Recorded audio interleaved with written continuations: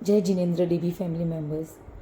आज आपको मैं बताना चाहती हूँ 7 तारीख शाम के 6:30 बजे मेरे साथ एक हादसा हुआ। जहाँ से हम यू टर्न लेते हैं डीबी में आने के लिए, मैं वहाँ से यू टर्न ले रही थी। गाड़ियाँ इतनी तेज़ी से आ रही थी कि मैं ले नहीं पाई। अचानक से पीछे से एक लड़की आई, उसने मुझे 2 बार बोला लेने के लिए, बट मैं नहीं ले पा रही थी क्योंकि जगह भी बहुत छोटी थी। वहाँ से हम यू टर्न नहीं ले सकते थे, लेकिन मेरे को छोटी जगह दिखी तो मैं वहाँ से ट्राई कर रही थी। मैंने उसको 2 बार बोला कि गाड़ियाँ फुल स्पीड में आ रही है, लेकिन वो सीधा गाली गलौज माँ के ऊपर गालियाँ देना उसने स्टार्ट कर दिया। और इतनी गंदी गाली दी ना कि मुझे नहीं लगता कोई प्रोस्टिट्यूट भी ऐसी गाली देगी। प्रोस्टिट्यूट का भी एक स्टैंडर्ड होगा गाली देने का। उतनी गंदी लेवल तक वो गाली दे रही थी। फिर उसने मुझे पीछे से रेस मार के 3 बार धक्का दिया। मैं एकदम से रोड पे आ गया और मुझे बस गाड़ी ठोकने ही वाली थी। मैंने बंद कर दिया गाड़ी और मैंने वहीं पे ही रख दिया। मैं उतरी नीचे उसको बोलने के लिए पीछे से क्यों कर रही, तो वो आके उसने मेरा चेन स्नैच कर लिया। ये देखो उसकी उंगलियों के निशान। जब उसको पता चला कि सोने का नहीं है तो पता नहीं उसने कहाँ फेंक दिया, क्या कर दिया। मेरी चेन उसने फेंक दी। मैं रोकने गई तो मेरा हाथ में भी उसने नाखूनों के निशान दे दिए। मैंने वहाँ पे से तुरंत पुलिस वालों को फ़ोन किया।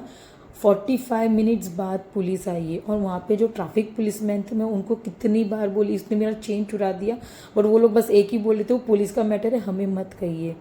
फिर जब हम पुलिस स्टेशन गए तब जब पुलिस वाले ने इसको बोला कि केस हो जाएगा तो आप पासपोर्ट वगैरह नहीं बना पाओगे, तब उसको याद आया कि उसने गलती की है, तो मुझसे माफ़ी मांगने लगी, दीदी दीदी बोलने लगी। तब उसको पता चला कि अब वो गलती करके फंस चुकी है। ठीक है, तो मैं फिर मेडिकल के लिए गई। मैंने बोला नहीं, आज किसी की जान पे आई है, मेरी बेटी मर जाती। अब उसको एहसास हो रहा है क्योंकि उसका पासपोर्ट रुक जाता, इसलिए उसको एहसास हुआ कि अब मैं कोई गाली शब्द नहीं दूँ, अब मैं दीदी करके उसको बोलूँ।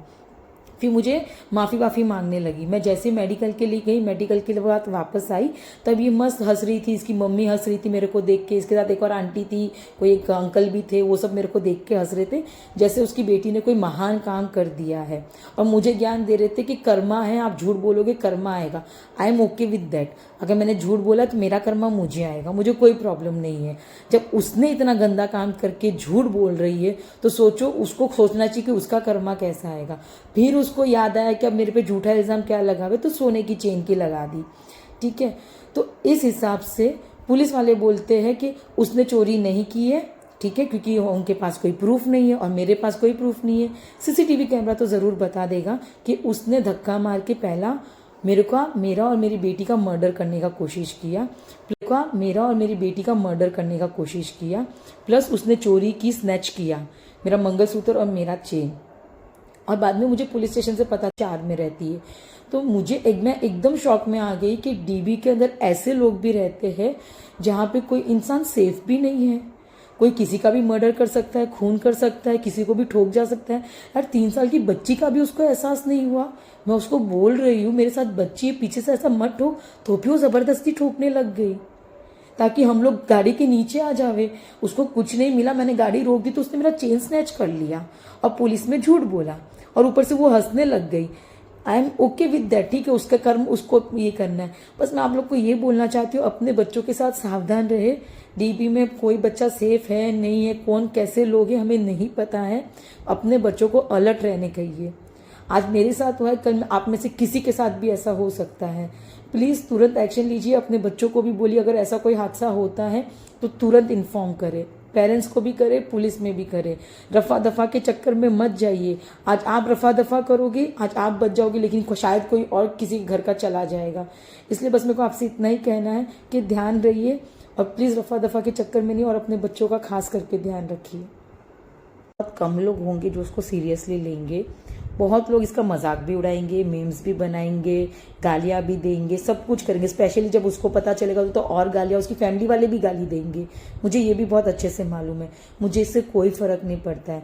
मुझे बस एक मैसेज पहुंचाना है जहाँ पे किसी की जान नहीं जावे, सब अपना ध्यान रख सके। और कोई इस तरीके की हरकत करे तो उसे रफा दफा ना करो, उसके ऊपर एक्शन ज़रूर लीजिए। अगर उसकी लाइफ का सवाल है तो हमारे भी लाइफ का सवाल है। उनके गाली गलौज करने से कुछ नहीं होता है। उनका जो इंसान जैसा रहता है वो वैसा ही अपने मुंह से उकेलेगा। मुझे उसमें भी कोई प्रॉब्लम नहीं है। आप मेरा मजाक उड़ाओ, आप मेम्स बनाओ, आप हंसो, आप गालियाँ दो, मुझे कोई फ़र्क नहीं पड़ता है। मुझे सिर्फ इतना पता है कि अगर कोई सीरियसली लेगा तो शायद उसके घर में किसी की डेथ नहीं होगी, मुझे सिर्फ इतना पता है।